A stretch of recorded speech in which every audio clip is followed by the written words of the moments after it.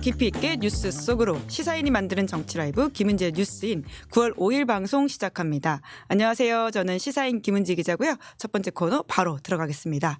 쏟아지는 뉴스에 어떻게 반응해야 될지 알려드리는 시간 뉴스 리액션입니다. 김영하 기자 안녕하세요. 네, 안녕하세요. 네, 벌써부터 댓글 민심이 뜨겁습니다. 인요한 문자 관련된 부분들인데요. 자, 목요일에 뉴스 리액션. 금요일이었으면 좋겠어요. 네, 그러니까요. 놓치지 않는 김민아. 네, 슬픔의 김민아. 반갑습니다. 안녕하십니까. 네, 저희 방송 전에 뭘 그렇게 재밌게 이야기하냐 이런 이야기들을 사람들이 많이 물어보시더라고요. 화면이 나가고 있는 중이어서. 음식 얘기였죠. 네, 역시 즐거운 이야기네요. 네, 좋은 이야기. 네, 뭐 햄버거. 근데 저보다 이제 두 분이 훨씬 더 즐겁게 시사인 비하인드 스토리. 네, 시사인 간식 스토리에 대해서 네. 간식의 역사, 간식은 어떻게 배분되는가, 메뉴는 어떻게 로테이션이 돌아가고 있는가 이런 것들을 얘기를 했습니다. 네, 따로 한번 편성해야 될 것 같습니다. 네, 하지만 뉴스 키워드는 하나같이 좀 화가 나거나 슬픈 내용들이네요. 첫 번째 뉴스 키워드 들어가 볼까요? 네, 김건희 공천 개입 의혹. 네, 김건희 여사가 21대 국민의힘 총선 과정에 관여했다. 이런 의혹이 제기된 보도죠. 네, 뉴스토마토가 익명의 그 국회의원 2명의 직원을 바탕으로 보도를 했는데요. 이 김 여사가 5선 중진이었던 김영선 국민의힘 의원에게 그 당시 이제 지역구로 옮겨서 출마를 할 것을 요청했다는 내용입니다. 이 보도에 따르면요, 김 여사와 이제 김영선 전 의원이 텔레그램을 주고 받았는데 이제 기존 지역구가 창원인데 여기가 아니라 김해로 이동해 줄 수 있냐 이걸 요청을 했고 또 그에 따른 지원 방안도 구체적으로 얘기를 했다고 합니다. 김영선 전 의원은 뉴스토마토에 이 총선 승리를 위해 험지로 갔던 것이라면서 김 여사가 경남 현지 사정을 어떻게 알았겠느냐고 이제 얘기를 하면서 사실을 전면 부인했는데요. 하지만 김 전 의원의 참모였던 한 관계자는 터질 게 터졌다라면서 긴 한숨을 지었다고 보도는 밝히기도 합니다. 지난번 김 여사의 당무 개입 논란에 이어서 이번에 또 공천 개입 의혹까지 제기가 된 건데요. 야당은 이게 사실이라면 국정농단이고 김건희 특검에 포함해야 된다라고 공세를 하고 있습니다. 네, 대통령실 반응이 나왔죠. 네, 대통령실 관계자는 김영선 의원은 당초 컷오프가 됐었고 결과적으로 공천이 안 됐는데 무슨 공천 개입이냐라면서 이 공천은 당 공천관리위원회에서 결정하는 것이다라고 밝혔습니다. 네, 이와 관련해서 오늘 개혁신당 이준석 의원이 또 좀 엇갈린 반응을 보이기도 했는데요. CBS 김현정의 뉴스쇼에 출연해서 관여나 이게 개입 이 아니라 선의의 조언일 수 있다. 개혁신당도 제보를 들은 바가 있는데 완결성이 떨어진다라고 답을 했습니다. 네, 김건희 여사가 현직 국회의원에게 문자를 보냈고 그것이 선의의 조언일 수도 있다라는 식의 주장이 나오고 있는데요. 김민하 평론가는 이러한 해석 어떻게 보십니까? 이준석 의원의 해석에 대해서? 네, 관여나 개입이 아니다라는 식의 주장인 건데요. 아니 근데 정확하게 얘기하면 관여나 개입이 아니라고는 안 했죠. 아, 네. 시도했는데 성공하지 않았다잖아요, 이 얘기 지금. 근데 시도한 것 자체가 문제죠. 그렇게 따지면. 그렇죠? 그래서 저는 이준석 의원이 지금 감싸는 듯, 그러니까 우리 인터넷 용어로 하면 쉴드 치는 듯 하면서 지금 아픈 데를 꼬집고 있다. 네, 오히려 지금 문자 보낸 건 사실이다 이렇게 확인해 준 건가요? 거의 지금 그러니까는 선의의 조언을 했다가 뭐 얘기를 했다고 지금 한 거잖아요. 지금 뭔가를 그런 태도로 지금 얘기를 한 것 같다 이런 느낌이 들고, 그러니까 그리고 대통령실의 지금 설명도 결과적으로 공천이 안 됐는데 무슨 공천 개입이냐, 공천은 당 공천관리위원회에서 결정하는 거다 이렇게 얘기를 했잖아요. 그러니까 결과적으로 그렇다는 거잖아요. 그러니까 중간에 시도는 하셨냐는 거예요. 그러면 그렇죠. 미수라도 정부인이. 시도는 했냐? 그렇죠. 미수. 네. 이 법적 용어가 나와가지고. 네. 착수와 기수라는 개념이 있습니다. 네. 심리학과인데 굉장히 법 용어 밝습니다. 왜 맨날 뉴스를 보다 보면은 주로 뉴스를 보다가 보면 익숙해지고 거의 전문가적인 그 레벨에 이를 수밖에 없는 게 있어요. 뇌물 뭐 이런 거 있잖아요. 뇌물죄 무슨 뭐 제3자 뇌물, 그다음에 뭐 부정처사 우수래 뭐 이런 거 있잖아요. 그다음에 뭐 무슨 미수 뭐 이런 거. 그러니까는 착수를 했느냐라고 물어보는 거잖아요. 지금 착수를 그렇죠. 했느냐라고 예. 물어보는데 기수가 되지 않았다 이렇게 설명하는 거랑 비슷해서, 그래서 결국 그러면은 착수를 하셨으면은 그거는 문제가 될 수밖에 없고, 그것과 관련돼서는 그 총선에 그러면 김건희 여사가 이 김영선 당시 의원이랑 특별한 뭐 관계는 아닐 텐데 이분한테만 사실 그랬겠느냐 이런 합리적인 의심을 갖게 되는 거지 않습니까? 김영선만이 아닐 수 있다. 그래서 전반적으로 어떤 일이 있었는지를 밝혀야 되지 않느냐 얘기가 이렇게 될 수밖에 없는 거죠. 근데 이런 게 있어요.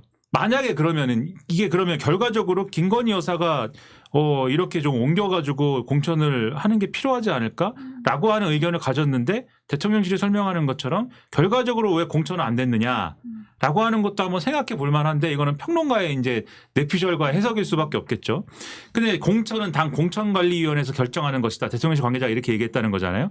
그러면 물론 대통령실은 아니다라는 취지로 얘기를 하는 거지만 김건희 여사가 개입을 하려고 했다는 거를 무리하게 저같이 불충한 녀석들이 이제 무리하게 전제를 해가지고 이 해명하고 맞춰보면은 개입을 했는데 공천관리위에서 막혔다라는 얘기가 되는 거고 근데 공천관리위는 예를 들면은 그 당시 공천관리위에 있던 가령 이철규 의원이라든지 이런 분들이 막았을 것 같지 않아요. 그렇잖아요. 그 당시에 근데 누구였습니까? 비대위원장 한동훈 비대위원장이 사실은 공천에 관여하는 이런 흐름이었잖아요. 그리고 잘 생각해보면 지난 전당대회 때 뭐 문자 얘기하고 이러지 않습니까? 김건희 여사가 텔레그램 막 보내잖아요. 그 텔레그램 보내는 맥락에 이런 얘기들도 포함이 돼 있나? 이제 이런 의심도 들고. 그리고 이런 것까지 얘기해야 되나 싶은 거는 제가 이제 뭐 뉴스를 맨날 보잖아요. 한동훈 비대위원장이 오기 전에 2023년 한 12월 중순 정도 되면은 TV조선에서 누가 비대위원장으로 와서 뭘 해야 되고 뭐 이런 걸 막 할 때 공천판을 누가 짜고 있다라는 보도를 막 이제 해요. 그때 이제 이철규 의원하고 박성민 의원을 얘기를 합니다. 그러면서 울산 중국 그렇죠. 예. 이 사람들이 판을 짜면서 지금 윤석열 대통령의 의중대로 뭐가 되는 이런 모양새? 상황이 있는데 예. 그게 이제 바람직하지 않기 때문에 누가 하여튼 비대위원장으로 오면 한동훈 비대위원장 같은 사람이 오면은 이 친윤계 특히 이철규, 박성민 이런 사람들하고 그때 박성민 의원 아마 공식적으로 뭐 인재관리위원장까지는 아니지만 인재관리위원회에서 활동을 하고 있었을 텐데 그리고 공식적으로 공천관리에 뭐 가진 않았을 텐데 이런 부분하고 마찰이 있을 거다라고 막 보도를 하는 상황이 있었어요. 근데 그 보도 자체는 뭐 그럴 수 있는데 보도 내용을 잘 보면 자꾸 박성민 의원을 수사를 붙입니다. 그 보도에서. 김건희 여사와 소통하는 것으로 알려진 왜 이렇게 자꾸 수사를 붙여요. 그 보도에서. 소통하는 것으로 알려진 네, 김건희 대통령이 아니라 여사랑 소통한다고요? 네, 그 TV조선 보도에서 자꾸 박성민 의원을 김건희 여사와 이렇게 소통하는 것으로 알려진 자꾸 그래요. 그래가지고 왜 그럴까? 근데 이런 거와 연관이 있는 거 아니냐? 즉 공천관리위라든가 당 기구에서 소위 말하는 김건희 픽과 그 김건희 픽은 막자라고 하는 한동훈 비대위원장의 어떤 뭐 생각과 이런 것들이 부딪혔을 개연성도 있는 거 아니냐라고 집에 있는 평론가는 생각할 수도 있다. 불충한 평론가는 생각해 보았다. 그렇죠. 그리고 그 TV조선 더 이제 요거는 여담처럼 그러한 보도를 한 TV조선의 그 프로그램 누가 진행했는지 아십니까? 지금의 박정훈 의원이 진행했습니다. 박정훈 의원은 알 수도 있겠네요. 아마 알지 않을까. 예, 네. 지금 친한계에서 어떤 대표 주자로 꼽히고 있죠. 뭐 대표까지는 제가 모르겠으나 아무튼 뭐 그런 것으로 알고 있습니다. 네, 좀 더 취재해 보도록 하죠. 두 번째 뉴스 키워드 가볼까요? 네, 부탁한 환자 수술 중 인요한 문자 논란. 네, 인요한 최고위원 문자가 보도됐습니다. 네, 오늘 국회 본회의장에서 그 인요한 최고위원이 휴대폰 메시지를 보는 장면이 언론에 포착됐습니다. 인 최고위원은 이제 누군가로부터 부탁한 환자 지금 수술 중 조금 늦었으면 죽을 뻔 너무 위험해서 수술해도 잘 살 수 있을지 걱정이야라는 이제 내용의 문자를 받았는데 여기에 대해서 감사라는 답장을 보낸 장면이었습니다. 사실 의료대란과 이제 응급실 뺑뺑이로 위기감이 굉장히 높은 상황에서 이 특정 환자의 수술을 부탁한 정황이 드러나자 이제 비판이 거세지고 있는데요. 김한규 민주당 의원은 여당 최고위원은 다 방법이 있었다. 우리 국민들은 어떡하냐라고 비판을 했는데요. 인 최고위원은 오늘 기자들과 만나서 그 집도이하고 아는 사이라서 이 수술을 잘 부탁한다는 말 한 것 외에는 아무것도 없다라고 해명을 했습니다. 그렇지만 일각에서는 청탁금지법이 금지하는 부정청탁에 해당될 수도 있다. 이런 관측도 나옵니다. 네, 보통 사람들 입장에서는 사실 좀 속이 터지는 뉴스일 것 같은데요. 네, 계속해서 여론이 좀 악화되고 있습니다. 네, 그래서 어젯밤 9시에 이제 윤 대통령이 의정부 성모병원 응급실 현장을 둘러보고 이제 의료진들과 간담회를 가졌다고 이제 대통령실 관계자가 전했는데요. 윤 대통령은 응급실에서 근무하는 의료진들이 고생을 엄청나게 하고 있지만 정부의 수가 정책이나 의료제도가 현장의 어려움을 충분히 반영하지 못했다 이렇게 설명을 했습니다. 사실 의정 갈등과 관련해서 여권 내에서도 지금 비판 목소리 목소리가 커지고 있는데요. 오늘 국민의힘 김종혁 최고위원이 여당 지도부 안에서는 공개적으로 정부 책임을 오늘 제기했습니다. 김 최고위원은 대통령에게 모든 게 괜찮을 거라고 보고한 것, 그리고 막말과 실언으로 국민을 실망시킨 것 등에 대해 당사자가 스스로 거취를 결정하라라고 촉구를 했습니다. 나경원 의원도 오늘 KBS 라디오 전격시사에 출연해서 책임 부처의 장들은 물러나야 된다라고 이야기를 했고요. 또 김재섭 의원도 페이스북에 대통령과 정부는 의료 현장이 원활하고 극복 가능하다고 말을 하는데 전공이 90%나 빠져있는 의료 현장도 여전히 그러하다면 의료개혁은 왜 해야 하느냐, 어느 나라 의료 현장에 가신 거냐라고 반문을 했습니다. 네, 지금 인유한 의원의 문자 관련해서는 댓글창에서도 굉장히 뜨거운 반응이 나오고 있는데요. 그러니까 전화 한 통 한 거다, 수술 잘 부탁한다고, 이 해명에 대해서는 어떻게 보십니까? 그 왜 전화를 합니까? 그 지금 인유한 의원 해명은 근데 뭐가 핵심이냐면 이 문자 연락을 통해서 그 문자 연락에 해당하는 맥락을 통해서 수술 일정을 변경했거나 없던 수술을 내가 잡았거나 그런 게 아니다라고 지금 주장하고 있는 거거든요. 근데 이건 말만 갖고는 우리가 확인할 수가 없죠. 직접 예를 들면 뭐 어떻게 해야 됩니까? 이 윤석열 정권의 해법대로 하면 병원 압수수색 해야 되는 거 아닙니까? 아, 병원 당장 압수수색 해야 된다. 바로 압수수색해서 다 들고 나오고 해야 되는 거 아닙니까? 그렇게 확인 가능하지 이걸 어떻게 인유한 의원의 말만으로 어떻게 확인해요? 그래서 이 문자가 이렇게 나온 이상 뭐 확인을 할 수 있는 방법을 찾아야 된다 그거를. 그래야지 이게 뭐 규명이 되지. 그렇게 말씀드리고, 그리고 이 문자 내용을 보면은 거의 이 수술을 못 받았으면 돌아가실 뻔한 환자 아닙니까? 그렇죠? 근데 지금 인유한 의원 해명을 보면은 이게 이분이 수술 받으러 들어가기 전에 이 의사를 아냐고 그래서 자기가 원래 아는 사람인데 안다 그래서 수술이 잘 될지 걱정이니까 한번 얘기나 한번 해줘라. 그래서 자기가 그 바쁘신 와중에도 전화를 하고 수술을 하시죠? 열심히 잘 하세요? 이랬다는 거잖아요. 지금 죽게 생긴 사람이 지금 수술을 받는데 저는 글쎄 어떤 이제 환자였는지 제가 뭐 정확하게는 모르지만 이제 그 수술 안 받으면은 자칫 잘못하면 잘못될 수 있는 분이 인유한 의원한테 전화를 해서 또는 뭐 연락을 해서 전화 한 통 해주세요라고 하는 그런 맥락이 가능한 걸까? 그 시급한 상황에 그런 맥락도 상식적으로 받아들이기에는 잘 납득은 되지 않아서 정확한 이제 해명이 필요하다, 확인과 해명이 필요하다 이렇게 말씀드리고, 그다음에 인유한 의원의 문자는 문자고 이 문자가 지금 충격적으로 받아들여지는 이유는 전반적인 의료 상황이 안 좋기 때문이잖아요. 그렇죠. 김한기 의원이 딱 그 이야기한 거 아닙니까? 자기 아버지 상황을 이야기하면서 그렇죠. 이게 나라냐라는 그렇죠. 건데요. 상황이 다 잘 돌아가면은 이런 문자가 나왔다고 해서 물론 상황이 잘 돌아갈 때도 이런 문자 나오면 당연히 의심할 텐데 왜냐하면 의사 출신이잖아요. 인유한 의원이. 그리고 중요한 직책에 있던 사람이고 그걸 의심할 텐데 그렇지 않아도 아무도 지금 병원에 못 가는데 지난번에 얘기했나요? 8월 달에 병원 예약하려고 그랬는데 11월에 오라고 그랬다고? 제가 눈이 안 보여서 아무튼 육체와 정신이 다 힘든데 지금 김민아도 지금 의료대란의 피해자. 지금 피해 아닌 사람이 어디 있어요. 병원 예약하려고 그랬더니 8월 초에 병원 예약하려고 그랬더니 막 뭐 하더니 뭐 11월 달에 오라고 하더라고요. 근데 저같이 젊고 건강한 사람은 뭐 8월에 진찰을 받나 11월에 진찰을 받나 뭐 크게 뭐 무리는 없잖아요. 근데 고령층의 경우에는 그 3개월 기다리는 것도 사실 불안할 거 아닙니까? 네. 그런 사례가 또 뭐 한두 건이 아닐 텐데 그런 상황에서 이런 뉴스 보면은 마음이 어떻겠냐고요. 거기다가 응급실 문제에 대해서도 지금 윤석열 대통령은 자꾸 그런 말씀하시고 이게 응급실의 문제는 의대 정원을 늘린 것 때문에 벌어진 문제가 아니고 원래 그랬다. 그래서 응급실 의사들에 대해서 좀 처우도 개선해야 되고 수가도 높여주고 이런 게 필요하다. 근데 당장 신문을 안 보셔가지고 문제인 건데 신문에서 다 지적하는 게 뭡니까?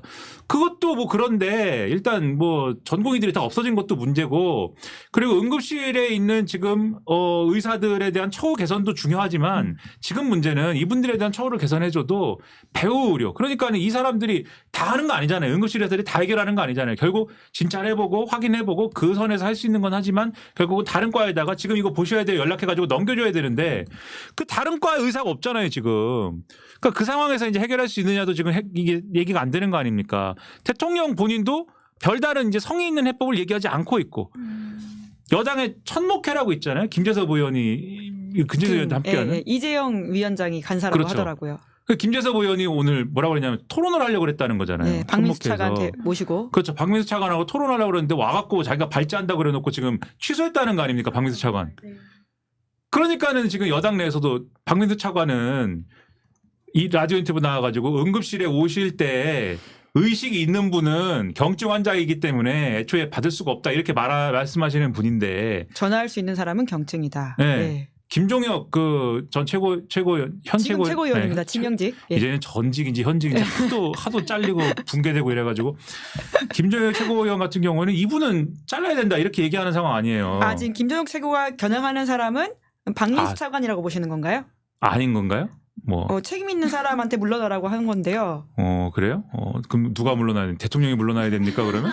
누가 가장 책임이 있을까 생각을 해보는 시간이긴 하네요. 제가 감히 그렇게 말씀하시진 않았을 것 같긴 한데 아무튼 그런 상황이라고 하면은 그러니까 뭐 어떻게 되는 거예요 도대체 이 정권은. 그런 의심을 하는 와중에 이런 문자가 나오니까는 지금 비판을 하고 있는 거 아닙니까? 그러니까 또 성의 있게 좀 설명을 해보세요. 그러니까. 네. 대통령이 어제 심야에 응급실 간 장면은 어떤 메시지라고 보세요? 나도 현장을 가서 챙기고 있다? 그런 거죠. 근데 이제 챙기고 있다라기보다는 가서 그러면은 대통령이 가서 이거는 이런 상황은 내가 몰랐어요. 정말 이번에 와가지고 내가 새로 깨달았기 때문에 이제는 내가 한번 잘해보겠습니다. 이런 메시지가 나왔으면 좋았을 겁니다. 아마. 그러면 사람들이 그래도 윤석열 대통령이 그래도 현장 가더니 이제 좀 깨달았나 봐. 그래서 주변에 좀 이상한 말 하는 사람들은 다 좀 쳐내고 그렇게 좀 했으면 좋겠어. 이렇게 생각할 텐데 그게 아니라 가서 뭐라고 그랬습니까? 국정브리핑 및 기자회견 때 했던 얘기 그대로 또 했어요. 그러니까 나는 옳은 방향으로 간다라는 것을 다시 한번 확인한 겁니다. 그러면 현장 가면 뭐 합니까? 그러면은 똑같은 얘기 또 할 건데. 왜 갔냐? 그거 소용 없는 거예요. 그러면. 네. 네. 세 번째 뉴스 키워드 넘어가 볼까요? 검찰 수심에서 명품백 무혐의 뒤집힐까? 네, 관련해서 내일 수사심의위원회가 열립니다. 네, 이원석 검찰총장이 소집한 검찰수사심의위원회가 내일 열리는데요. 청탁금지법 위반, 그리고 변호사법 위반, 알선수재, 직권남용, 뇌물수수, 증거인멸까지 해서 이 김 여사에 대한 6가지 혐의를 두고 이제 심의가 이뤄질 전망입니다. 당초 서울중앙지검 수사팀이 배우자 처벌 규정이 없다라는 이유로 무혐의 결론을 냈는데 이 수심위에서 관련해서 판단이 또 달라질 수 있을지가 관건인데요. 이 검찰이 수심위의 권고를 따라야 하는 의무는 없습니다만 이 권고 자체가 미치는 영향이 클 것이다. 이런 관측이 대다수입니다. 한편 김건희 여사에게 이 명품백을 건넨 최재형 목사가 이제 수심위에서 출석을 요청하지 않았는데요. 대신해서 오늘 오전에 대검찰청 앞에서 기자회견을 열었습니다. 최 목사는 이 청탁 목적으로 명품 가방을 건넨 것이 맞다. 이렇게 밝히면서 지난 5월에 2차례 그 검찰 조사에서 검사의 유도 신문이 있었다라고 이제 밝혔습니다. 해당 검사가 직무 관련성이 존재하지 않는다 이런 취지로 설명을 하면서 청탁이라는 이야기, 그러니까 본인이 청탁이라고 주장을 했는데 그 이야기가 받아들여지지 않았다고 했는데요. 그러면서 수심위는 김 여사 측 변호인과 검찰 수사팀만 출두해서 수심위원들에게 일방적으로 죄가 없다고 무혐의를 설명하는 방식이기에 반쪽짜리다 이렇게 비판을 했습니다. 네, 먼저 수심이 사실 별거 없을 거다라고 말씀해 주셨던 거 지난번에도 들었었는데요. 그러니까 만에 하나 결정하더라도 이원석 총장 수사팀에서는 그걸 받아들이지 않을 거다라고 하는 판단은 여전하신 건가요? 그럴 수밖에 없지 않을까요? 뭐 어떻게 받아들이겠습니까? 수사팀은 그냥 그대로 마이웨이. 사실 수심이 결정이 부담될 수도 있잖아요. 그렇죠. 부담되죠. 근데 그러니까 역대 예를 들면은 물론 이제 권고사항인 것이긴 하지만 근데 이제 예를 들면 지금 수사심의를 열었는데 수사팀은 이걸 기소를 이제 하지 말아야겠는데요라고 생각했는데 수사심의에서는 기소 사안이다라고 했는데 그거를 굳이 이런 사안인데 있어서 기소를 안 합니다. 이렇게 했으면은 그러면 당연히 이제 검찰 입장에서는 부담될 수밖에 없죠. 그래서 만약에 일반적인 사안이면은 수심이 권고에 따라서 기소를 할 사안일 텐데 근데 이거는 아마 오히려 또 기소를 하는 것도 정치적으로 큰 부담이 될 수밖에 없는 사안 아닙니까? 저는 이원석 총장이 과연 수심위에서 이 결론이 뒤집힌다고 보고 수심위 소집을 요구한 것이냐 그렇지 않다고 보는 쪽이거든요. 수심위 결론이 이제 기소하지 않는 것으로 갈 확률이 높다고 나는 생각하니까 절차적으로 좀 매끄럽게 가야 되겠기에 괜히 너희들이 말이야 괜히 저기 제3의 장소에서 그렇게 핸드폰 반납하고 조사를 하는 바람에 욕먹잖아. 나같이 이 참 훌륭한 검찰총장이 수심이 소집해가지고 매끄럽게 이렇게 만들려고 하는 거야. 이런 논리잖아요 지금. 그러니까 그런 방향으로 갈 것을 기대하고 확신하고 수심위를 수집했다고 봐서 기소하라는 결론이 나오기는 어렵지 않을까. 네, 그렇게 생각을 하고 있습니다. 알리바이 쌓기에 불과하다라는 말씀이신 것 같은데 내일 결과 나온 거 보고 다음 주에 한번 맞추셨는지? 다음 주에는 다른 주제 하겠죠. 다음 주에 다른 주제를 한다. 콕 짚고 넘어가는 것으로. 계속 이렇게 하니까 갑자기 자신이 없어지잖아요. 그러면은 어떻게 할까? 네, 기소합니다. 그럼 네, 기소한다. 그럼 뭐. 둘 다에 걸었다. 자, 댓글창에 수심의 결과는 안 뒤집어지고 내 속만 뒤집어지는 거 아니냐 이런 식의 말을 남겨주시는 분도 계시는데요. 근데 반면에 검찰발 뉴스가 또 하나 있습니다. 이재명 대표의 배우자 관련된 소식이죠. 네, 김혜경 여사도 오늘 검찰에 출석을 했습니다. 경기도 법인카드 유용 의혹 때문인데요. 이재명 대표가 경기도지사 시절일 때 이제 당시 도청 별정직 공무원인 배모 씨와 배우자인 김혜경 씨에게 이제 음식값을 경기도 법인카드로 결제하도록 하는 방식으로 이 예산을 사적으로 유용했다라고 하는 의혹입니다. 이 수원지방검찰청이 김혜경 씨를 오늘 피의자 신분으로 소환해서 조사를 했는데 이제 가는 길에 취재진 질문이 있었지만 아무런 답을 하지 않았고요. 2시간 만에 조사가 끝났는데요. 김혜경 여사 측 변호인이 검찰이 결론을 정해놓은 수사를 진행했다라고 하면서 진술을 거부했다 이렇게 밝혔습니다. 네, 그 이재명 대표가 법 앞에 평등 이야기에 대해서 검찰 앞에서만 안 평등한 것 같다라는 식의 주장을 한 바가 있는데요. 이 사건도 그런 사례 중에 하나라고 볼 수 있을까요? 뭐 법 앞에 평등까지는 제가 모르겠고 왜냐면은 이게 김건희 여사랑 뭐 비교를 하면은 가령 김건희 여사를 봐주는 게 문제인 것이지 뭐 그런 차원 아닙니까?